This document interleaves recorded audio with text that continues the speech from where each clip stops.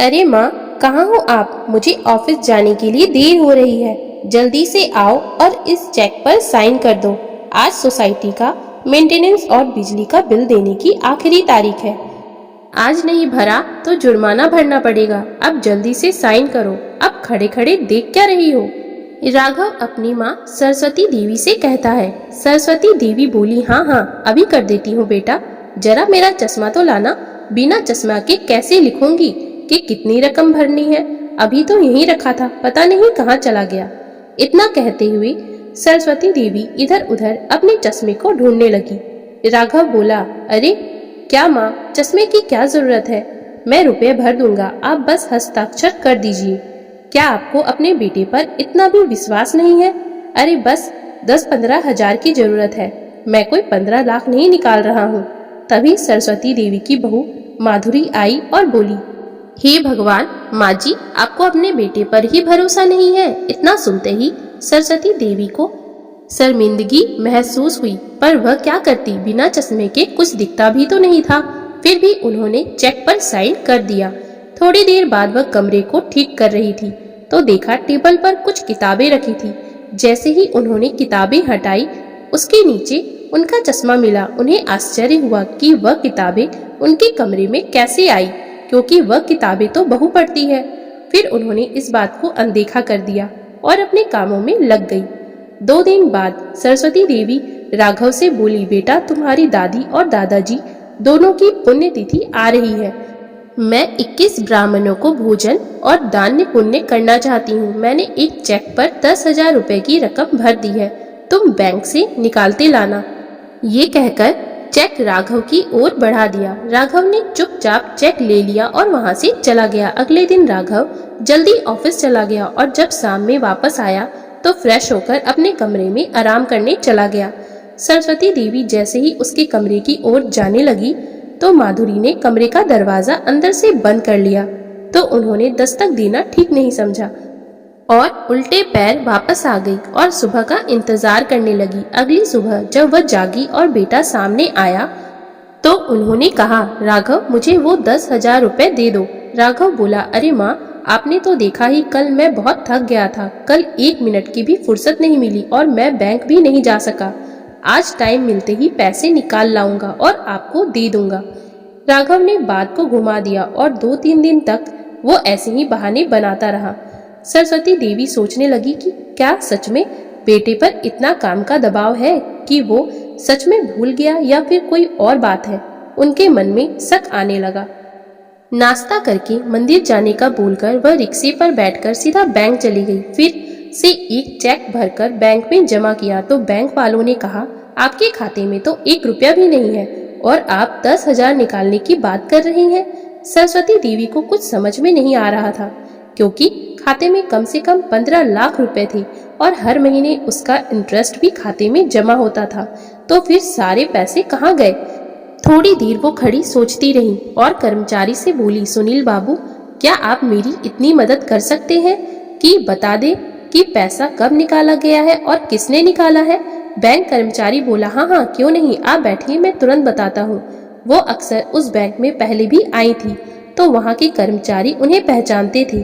थोड़ी देर प्रतीक्षा के बाद बैंक कर्मचारी ने बताया, सरस्वती जी, कुछ दिन पहले आपके खाते से लगभग 15 लाख रुपए निकाले गए हैं और उस चेक पर आपके ही हस्ताक्षर हैं और ये पैसे किसी और ने नहीं बल्कि राघव ने अपने खाते में ट्रांसफर करवाए हैं। यह कहकर कि बार बार आपको साइन करने में दिक्कत होती है तो सारे रुपए आप राघव के अकाउंट में ट्रांसफर करवा रही हैं। सरस्वती देवी समझ नहीं पा रही थी कि आखिर ये धोखा राघव ने कब दिया और कैसे ये सब किया। जब उन्होंने अपने दिमाग पर जोर डाला तब उन्हें याद आया कि कुछ दिन पहले उन्होंने बिना चश्मा लगाए एक चेक पर साइन किया था, पर उन्हें विश्वास नहीं हो रहा था कि उनके खुद के बेटे ने उनके साथ छल किया और इसमें बहू भी शामिल थी। वो रोने लगी। इन्हीं पैसों के दम पर तो वो स्वाभिमान के साथ उस घर में जी रही थी। अब शिकायत करे भी तो किससे करे? जब अपना ही सिक्का खोटा हो तो दूसरों से क्या शिकायत करना। बट बड़ी मुश्किल से खुद को संभालते हुए वो वापस घर पहुंची तो थककर बेहाल हो चुकी थी। उन्होंने देखा कि माधुरी बच्चों के साथ बैठकर टीवी देख रही है। उन्होंने आवाज लगाई, बहू, मैं बहुत थक गई हूँ, मेरे लिए खाना लगा दो। पर उसने सुनकर भी अनसुना कर दिया। जब दोबारा उन्होंने माधुरी को खाने के लिए कहा तो वो बोली, आपको दिख नहीं रहा मैं बच्चों के साथ समय बिता रही हूँ? क्या पूरे दिन आपकी सेवा में लगी रहूं? इतनी ही भूख लगी है तो जाकर 2 रोटी खुद क्यों नहीं बना लेती हैं? पूरा दिन तो खाती हैं और बिस्तर तोड़ती हैं, इसके अलावा तो आपके पास कोई काम है नहीं। बहू की जली कटी बातें सुनकर पहले वो हैरान हो गई और अपने कमरे में आकर 1 गिलास पानी पीकर अपनी भूख मिटा ली और सोने लगी। अब मेरे पास पैसे नहीं है तो वो क्यों मेरे लिए 2 रोटी बनाएगी? यही सब सोचते सोचते सरस्वती देवी पुरानी यादों में चली गई, जब उनके पति घनश्याम बाबू के रहते उनकी कितनी इज्जत होती थी। सरस्वती देवी का स्वभाव ऐसा था कि उनके सास ससुर हमेशा अपने आशीर्वाद का हाथ उनके सर पर रखते थे और पति हमेशा सम्मान और प्यार से उन्हें पुकारते थे। और क्यों ना पुकारे, क्योंकि पूरे घर को उन्होंने बड़े ही सुंदर तरीके से संभाल रखा था। उन्हें आज भी याद है बेटे के होने पर वो कितना खुश थी। उन्होंने दूसरा बच्चा नहीं किया था ताकि बेटे का प्यार न बढ़ जाए। घनश्याम बाबू एक अच्छी कंपनी में मैनेजर थे तो घर में किसी चीज की कोई कमी नहीं थी। धीरे धीरे राघव पढ़ लिख कर जवान हो गया और इसी शहर में उसे नौकरी भी मिल गई। सरस्वती देवी बहुत खुश थी कि बेटा नजरों के सामने रहेगा, एक ही घर में रहेगा। वह अपने बुढ़ापे के लिए भी निश्चिंत हो गई थी। अब नौकरी के बाद माँ को बेटे के विवाह की चिंता होने लगी और वो इधर उधर लड़की ढूंढने लगी, पर उनका ये सपना सपना ही रह गया जब राघव ने बताया कि वह माधुरी को पसंद करता है। बेटे की पसंद पर माता पिता ने हामी भर दी और धूमधाम से दोनों की शादी हुई। माधुरी बहुत ही घमंडी और महत्वाकांक्षी लड़की थी। वो हमेशा ब्रांडेड कपड़े पहनती, अपनी सहेलियों के साथ पार्टी करती थी ताकि सबके बीच उसकी अलग छवि बने।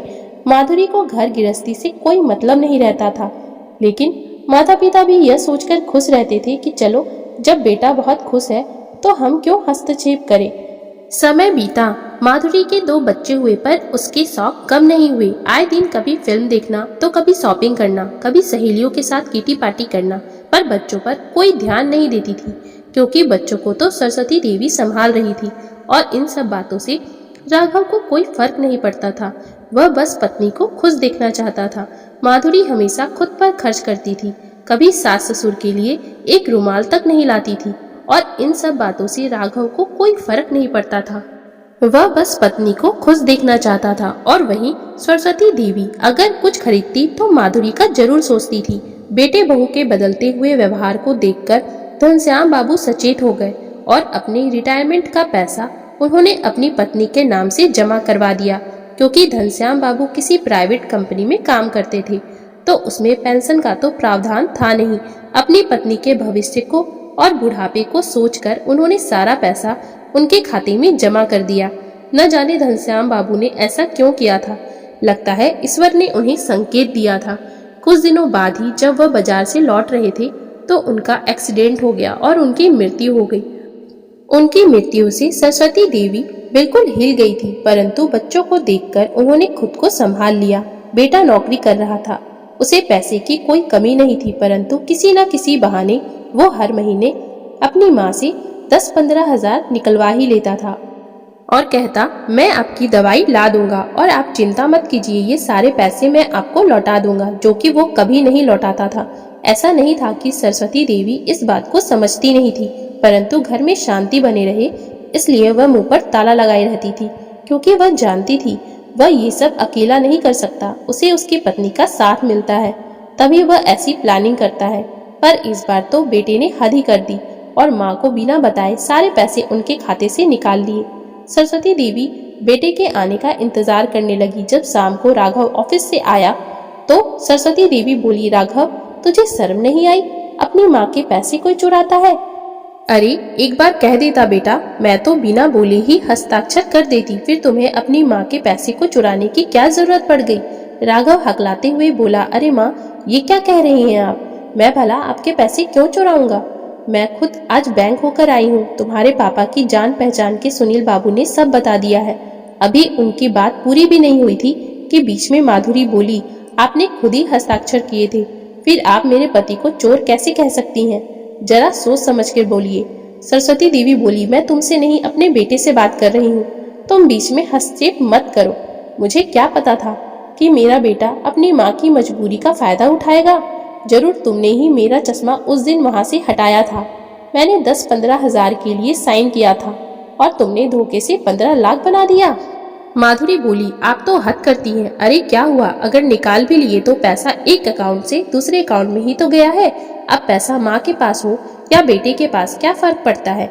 आखिर रहती और खाती तो आप हमारे ही साथ है। सोचो, अगर आप किसी दिन बिना बताए भगवान को प्यारी हो गई तो सारे पैसे कहाँ रखे हैं किसी को पता भी नहीं चलेगा। बेटा कुछ नहीं बोल रहा था और बहू चुप नहीं हो रही थी।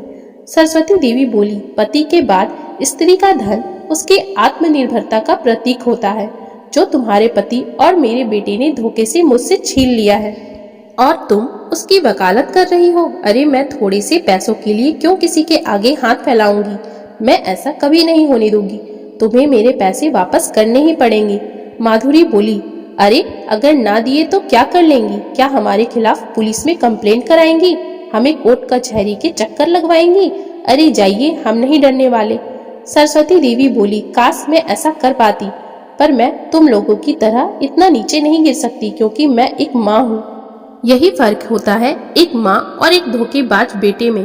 पर इतना याद रखना कि बिगड़ी औलाद को ठीक करना एक माँ को भली भांति आता है। इतना कहकर सरस्वती देवी अपने कमरे में चली गई और कमरे का दरवाजा अंदर से बंद कर लिया। कमरे में बैठे बैठे सरस्वती देवी सोच रही थी कि आखिर बेटे बहू को कैसे सही रास्ते पर लाया जाए। अचानक उनके दिमाग में कुछ आया और वह घनश्याम बाबू के पुराने कागजों में घर के कागजात ढूंढने लगी और फिर प्रॉपर्टी डीलर का नंबर निकाला और उसे अपने घर को बेचने के लिए फोन कर दिया और चुपचाप सप्ताह भर वह हर किसी से कटी कटी रहने लगी। बेटे बहू को लगा कि माँ शायद मान गई, लेकिन लगभग 8 दिन बाद दरवाजे पर घंटी बजी। प्रॉपर्टी डीलर के साथ एक पति पत्नी अपने 2 बच्चों के साथ घर देखने आए। उन्हें देखकर राघव बोला, यह लोग कौन हैं? सरस्वती देवी बोली, ये हमारे घर को खरीदने आए हैं और अच्छे दामों पर लेंगे। राघव चिल्लाकर बोला, पर मुझे घर नहीं बेचना, जाइए आप लोग यहाँ से। सरस्वती देवी बोली, बेटा शायद तुम भूल रहे हो, ये घर मेरा है, तुम्हारा नहीं, और मैं इस घर को बेचने का फैसला कर चुकी हूँ क्योंकि मुझे पैसों की जरूरत है। अब मेरे खाते में तो 1 रुपया भी नहीं है, तो मैं अपना खर्चा कैसे चलाऊंगी। ऐसा करो कि तुम अपनी पत्नी और बच्चों को लेकर किसी किराए के मकान को देख लो और इस घर के तो मुझे 90 लाख या 1 करोड़ तक मिल जाएंगे। उससे तो मेरा बुढ़ापा आराम से कट जाएगा। मैंने तुम्हारे फूफा जी को हरिद्वार में 2 रूम का घर देखने के लिए कह दिया है। आराम से वहाँ रहूंगी और भगवान का नाम लूंगी। मेरा बुढ़ापा आराम से कट जाएगा। प्रॉपर्टी डीलर के साथ आए वो लोग घर देख रहे थे और खुश हो रहे थे। तभी माधुरी वहां आई और राघव के कान में बोली, बाहर जाकर 2 रूम का किराए का घर भी अगर लेंगे तो 10-15 हजार से कम नहीं मिलेगा। ऊपर से सोसाइटी का मेंटेनेंस, बिजली का बिल और बच्चे की पढ़ाई, कैसे होगा ये सब। दोनों एक दूसरे का मुंह देखने लगे। सरस्वती देवी ने मेहमानों से कहा, आप आराम से देखिए ये घर, हम पैसों की बात कल कर लेंगे। सरस्वती देवी की बात को सुनकर बेटे बहू के पैरों के नीचे से जमीन खिसक गई। उन लोगों के जाते ही वो दोनों माँ के पैरों को पकड़कर अपने किए की माफी मांगने लगे। सरस्वती देवी ने कहा, बहू मैंने क्या कहा था, बिगड़ी औलाद को सही रास्ते पर लाना एक माँ भली भांति जानती है। ये सब नाटक मैंने तुम लोगों के लिए ही किया था, पर याद रखो मेरे जीते जी ये घर तुम लोग मुझसे छीन नहीं सकते हो। पहले तो मेरे सारे पैसे मेरे खाता में जमा करवाओ और याद रखो अब मैं तुम लोगों को 1 पैसा नहीं दूंगी, बल्कि महीने के खर्च के लिए राघव तुम मुझे पैसे दोगे, वरना मैं इस घर को वृद्ध आश्रम को दे दूंगी। वह दिन और आज का दिन। राघव और माधुरी ने फिर ऊंची आवाज में सरस्वती देवी से ना कभी बात की और ना ही धोखा देने की सोची। दूसरों से खाए गए दुखों और विश्वासघात को फिर भी कोई सहन कर लेता है, पर अपने ही बच्चों से मिले दुख और धोखे से माँ बाप अंदर से टूट जाते हैं। तो दोस्तों, अगर आपको हमारी आज की ये कहानी अच्छी लगी हो तो कृपया आप हमारे चैनल को लाइक, शेयर और सब्सक्राइब जरूर कर लें, जिससे हम आपके लिए और भी अच्छी अच्छी कहानियाँ लाते रहें। Thank you for watching.